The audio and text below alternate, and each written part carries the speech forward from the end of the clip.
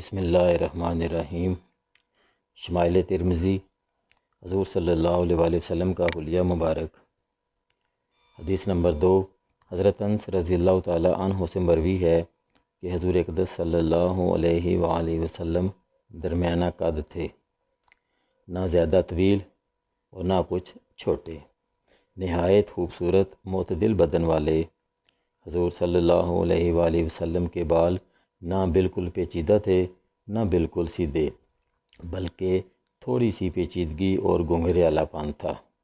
نیز آپ صلی اللہ علیہ وآلہ وسلم گندمی رنگ کے تھے۔ جب حضور صلی اللہ علیہ وآلہ وسلم راستہ چلتے تو آگے کو جھکے ہوئے چلتے۔ اسی طرح حدیث نمبر 3 میں حضرت براء بن عازب رضی اللہ تعالیٰ عنہ فرماتے ہیں کہ حضور اقدس صلی اللہ علیہ وآلہ وسلم ایک مرد میانہ قد تھے۔